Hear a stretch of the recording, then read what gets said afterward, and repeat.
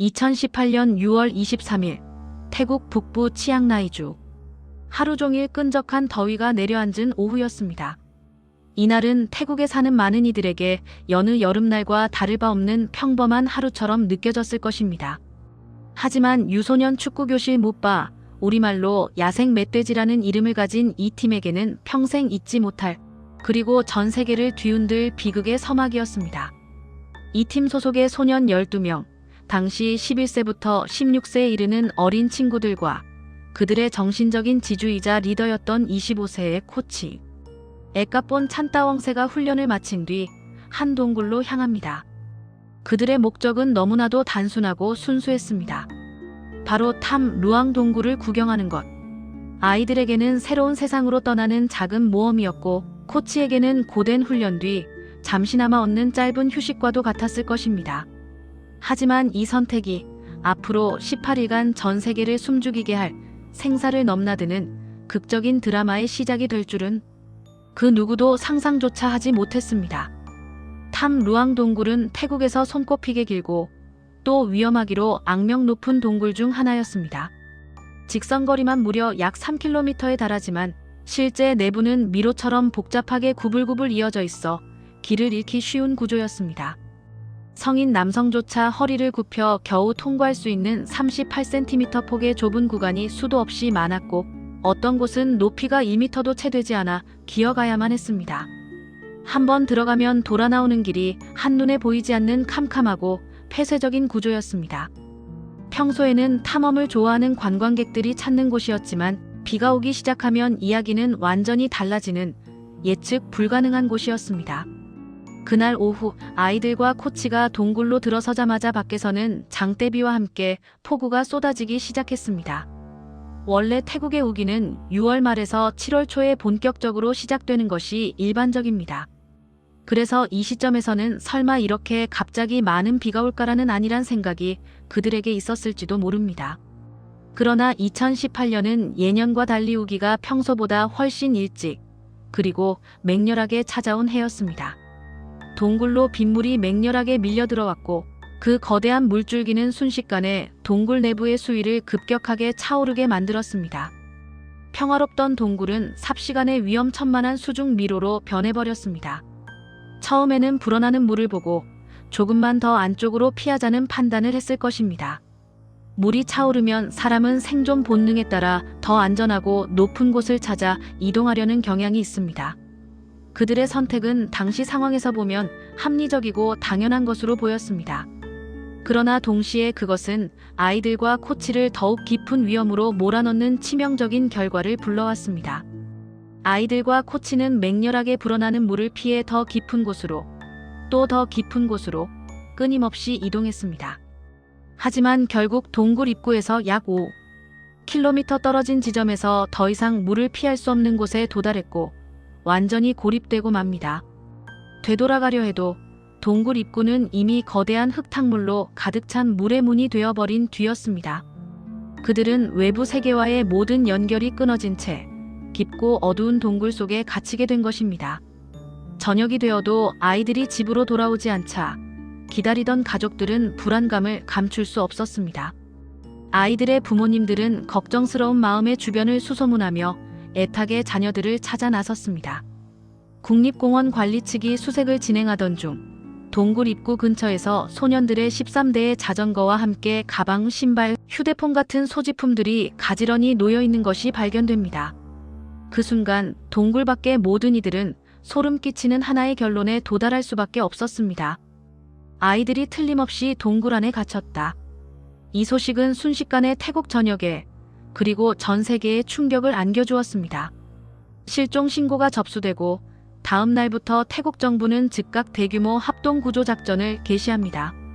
태국 해군 특수부대인 네이비실 대원들부터 경찰, 소방관, 그리고 군인까지 수백 명, 아니 수천 명의 인력이 이 작은 동굴 하나를 구하기 위해 총동원되었습니다.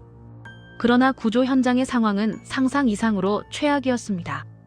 동굴은 길고 좁으며 구불구불한 통로로 이루어져 있었고, 거의 모든 구간이 흙탕물에 잠긴 상태였습니다. 설상가상으로 비는 그쳤다가 다시 쏟아지기를 반복하며 동굴 내부의 수위는 예측 불가능하게 오르락내리락 했습니다. 빗물과 토사가 뒤섞인 흙탕물은 한 치 앞도 내다볼 수 없게 시야를 완전히 가렸고, 강한 유속은 숙련된 구조대원들조차 끊임없이 밀어내며 진입을 어렵게 했습니다. 동굴 내부로 진입하는 데만 몇 시간이 걸렸고, 다시 나오는데도 그만큼의 시간이 소요되는 그야말로 생지옥과 같은 지옥의 통로였습니다. 구조대는 동굴 입구를 통한 직접적인 진입 방식만으로는 아이들에게 도달하는 데 한계가 있다는 것을 곧 깨닫습니다. 이에 따라 지상에서는 다른 출입구를 찾기 위해 동굴이 있는 산을 샅샅이 뒤지는 작업이 시작되었습니다. 드론을 띄워 지형을 분석하고 훈련된 구조견까지 투입하여 혹시 모를 다른 입구를 찾아 나섰습니다. 일부에서는 동굴 위쪽에서 직접 구멍을 뚫어 진입하자는 의견도 강력하게 제기되었지만, 동굴 위쪽은 거대한 산맥 아래 깊게 깔려 있어 대규모 굴착이 사실상 불가능에 가까웠습니다. 게다가 어디를 뚫어야 아이들이 있는 정확한 위치에 도달할 수 있을지 확신할 수 없다는 점도 큰 걸림돌이었습니다. 바로 그때 구조작전의 결정적인 변수가 하나 등장합니다. 그것은 다름 아닌 물이었습니다. 동굴 안에 차오른 막대한 양의 물을 빼내야만 아이들에게 접근할 수 있었지만, 이 물을 아무데로나 방류할 수는 없는 노릇이었습니다. 산 아래로 물을 쏟아내면 그 아래 마을에 있는 수많은 논과 밭이 모두 잠겨버려 농작물 피해가 막심할 것이 뻔했습니다. 이때 믿기 어려운 감동적인 제안이 농부들로부터 먼저 나왔습니다. 그들은 입을 모아 말했습니다. 우리 논이 잠겨도 괜찮습니다. 아이들을 먼저 살려주십시오. 이들은 기꺼이 각서까지 쓰고 동굴 속 물을 자신의 농경지로 흘려보내는 배수 작업을 허락했습니다. 이들의 숭고한 희생정신 덕분에 거대한 펌프들이 밤낮 없이 돌아가며 동굴 속 물을 퍼내는 싸움이 시작되었고, 이는 구조작업에 엄청난 속도를 더했습니다. 그리고 7월 2일, 실종 열흘째가 아닌 정확히 고립된 지 9일째 되는 그 시점이었습니다. 전 세계의 이목이 집중된 가운데 마침내 2명의 영국인 동굴 잠수 전문가가 동굴 깊숙한 곳에서 아이들을 찾아내는데 극적으로 성공합니다. 그 순간 한 잠수부가 물 위 작은 둔떡에 앉아있는 아이들을 향해 손전등 불빛을 비추었고, 그 어둠 속에서 희미하게 소년들의 얼굴이 드러났습니다. 잠수부가 숨죽이며 묻습니다. 몇 명이야? 아이들의 작은 목소리가 어둠을 가르고 대답합니다. 13명. 그들은 살아있었습니다. 이 한마디는 동굴 밖에서 애타게 기다리던 모든 이들의 마음에 불씨를 지폈습니다. 절망은 순식간에 뜨거운 환호로, 포기했던 마음은 굳건한 확신으로 변했습니다. 이 소식은 전 세계에 큰 감동을 안겨주었고, 꺼져가던 희망의 불씨를 다시 살려냈습니다. 그러나 아이들의 발견은 끝이 아니었습니다.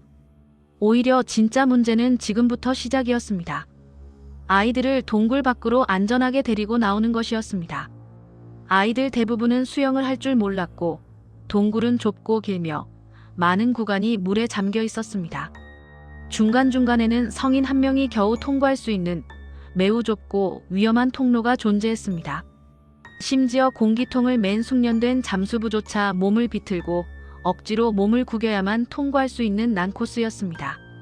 이 구조작전은 그야말로 단 한 번의 사소한 실수가 13명 전원의 사망이라는 비극적인 결과를 초래할 수 있는 극도로 위험한 미션이었습니다. 전 세계가 숨을 죽이고 이 작전의 성공 여부를 지켜보고 있었습니다. 안타깝게도 이 영웅적인 구조작전 도중 비극적인 희생이 발생합니다. 구조작업을 지원하던 전직 태국 해군 특수부대 출신 자원봉사 잠수요원 사만 쿠난이 산소통을 동굴 내부에 운반하고 복귀하던 중 산소 부족으로 의식을 잃고 끝내 숨지고 맙니다. 그의 죽음은 아이들을 살리기 위한 구조가 구조자의 생명까지 요구하는 참으로 비극적이고 절박한 단계로 들어섰다는 것을 알리는 슬픈 신호였습니다. 그의 숭고한 희생은 많은 이들에게 큰 충격과 안타까움을 주었지만, 동시에 구조 성공에 대한 의지를 더욱 불태우는 계기가 되었습니다. 구조팀은 최후의 선택의 기로에 놓였습니다. 아이들에게 동굴 잠수 기술을 교육시켜 스스로 헤쳐나오게 하는 방법도 신중하게 검토되었지만 아이들의 극도로 지친 체력과 부족한 영양 상태, 그리고 극심한 공포 반응을 고려했을 때 이는 현실성이 떨어진다고 판단했습니다. 결국 선택된 방식은 극단적이지만 가장 안전하다고 여겨진 방법이었습니다. 바로 아이들을 진정 상태로 만든 뒤 한 명씩 들것처럼 이송하는 방법이었습니다. 만약 아이들이 물속에서 공황 상태에 빠져 몸부림치기라도 한다면 장비가 꼬여버리고 그 순간 구조자도 함께 위험에 처할 수 있기 때문이었습니다. 이것은 단순한 용기만으로는 해결할 수 없는 철저한 계산과 준비가 필요한 작전이었습니다. 마침내 7월 8일, 대망의 첫 구조작전이 시작됩니다. 전 세계의 이목이 다시 한번 태국 동굴로 쏠렸습니다. 그날 4명의 아이들이 무사히 동굴 밖으로 구조되어 나왔다는 소식은 전 세계에 희망의 메시지를 전달했습니다. 7월 9일, 다시 4명의 아이들이 추가로 구조됩니다. 그리고 7월 10일, 마지막 남은 5명의 아이들과 코치까지 모두 무사히 동굴 밖으로 나옵니다. 실종된 지 무려 18일 만에 모두가 살아 돌아온 것입니다. 전 세계가 이 사건을 기적이라 부르는 이유는 너무나도 명확합니다. 이토록 많은 인원이 이토록 길고 위험한 기간 동안 고립되었다가 단 한 명의 생존자도 놓치지 않고 전원 무사히 돌아온 사례는 인류 역사상 찾아보기 극히 드물기 때문입니다. 이 기적적인 생還은 인간의 의지와 국제적인 협력이 만들어낸 위대한 승리였습니다. 그렇다면 마지막 질문이 남습니다. 그들은 어떻게 18일이라는 길고 어두운 시간을 죽음의 문턱에서 버텨낼 수 있었을까요? 동굴 속에서의 생존은 단순한 체력이나 힘보다는 판단력과 정신력에 달려 있었습니다. 코치 에카본 찬따웡세는 극한의 상황 속에서도 침착함을 잃지 않았습니다. 그는 아이들이 패닉에 빠지지 않도록 움직임을 최소화하게 했고 부족한 물 대신 바닥에 탁한 물이 아닌 천장과 종유석에 맺힌 깨끗한 물을 마시게 했습니다. 불필요한 에너지를 소모하지 않도록 잠을 권하고 명상과 호흡법을 가르치며 아이들의 공포심을 다스렸습니다. 그가 가지고 있던 소량의 간식마저 거의 먹지 않고 아이들에게 양보했다는 이야기들은 많은 사람들에게 큰 감동을 주었습니다. 그가 과거 절에서 보낸 시간이 이 절망적인 어둠 속에서 버티는 법과 희망을 잃지 않는 법을 가르쳐 주었을지도 모릅니다. 그의 헌신적인 리더십이 있었기에 아이들은 절망 속에서도 삶의 의지를 이어갈 수 있었습니다. 이 사건은 화려하게 포장된 영화보다도 훨씬 더 잔인하고 동시에 감동적인 현실이었습니다. 한 명의 숭고한 구조자가 자신의 목숨을 희생했고 수천 명의 사람들이 아이들을 구하기 위해 밤낮 없이 매달렸으며 한 나라 전체가 움직였습니다. 그리고 전 세계가 이들의 생환을 염원하며 숨을 죽이고 지켜보았습니다. 하지만 마지막에 우리에게 남는 가장 선명한 장면은 단 하나입니다. 빛없는 동굴 속에서 마침내 찾아온 구조대원들에게 아이들이 작은 목소리로 영어로 인사하던 그 순간. 안녕하세요. 감사합니다. 이 짧은 인사말은 절망 속에서 피어난 희망의 증거였습니다. 그리고 우리는 이 사건을 통해 다시 한번 깨닫게 됩니다. 기적처럼 보이는 생환 뒤에는 수많은 용기 있는 선택과 숭고한 희생, 그리고 극한의 상황에서도 침착함을 잃지 않는 인간의 강인한 정신력이 있었다는 것을. 당신이라면 그 깊고 어두운 동굴 속에서 18일이라는 길고 아득한 시간을 과연 버틸 수 있었을까요? 2025년 현재 태국 정부는 이 비극적인 사건을 중요한 교훈으로 삼아 다양한 제도 개선을 시행했습니다.